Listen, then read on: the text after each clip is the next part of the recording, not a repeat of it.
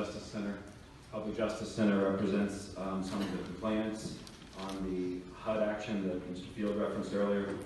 And I'm here to urge the council to join 14 states and over 70 jurisdictions, including Frederick, Howard, and Montgomery County, Annapolis, Frederick City, and in the past 6 months, Anne Arundel County, and Baltimore City, and pass the HOME Act.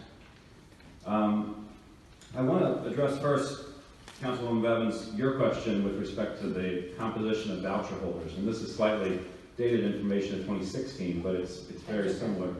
And that is that voucher holders in the county are comprised primarily of 32% seniors, 25% low-wage workers, and 30% persons with disabilities.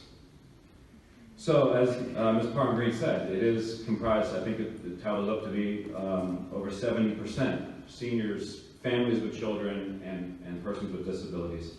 And as Councilman Patoka said, this legislation is critical because of that long history of discriminatory land use and housing policies, and the impact of those has been the segregation, racial and economic, that this county is still dealing with. That's why this legislation is so critical. The county's own report, the 2011 Analysis of Impediments, recommended that the state, the county, pass the HOME Act as one part, not the whole sum, but as one part of a strategy to counter that segregation and address discrimination. And as Mr. Field said, this is on paragraph 2, I believe, of the voluntary compliance agreement that this bill should pass, and the county executive will offer it, I think, for the next 9 years.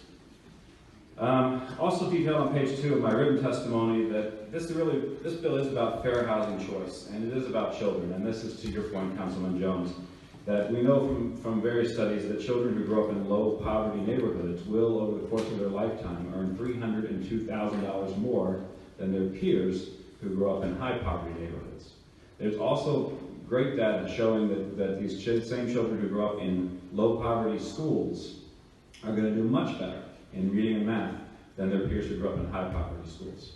And so when we think about the HOME Act, again, it's as folks have already said on the council, that this really is about opening up the fair housing choice throughout the county. Because frankly, right now, when you look at the map of where voucher holders are, they are in West Baltimore, in Randallstown, they are in Essex and Dundalk.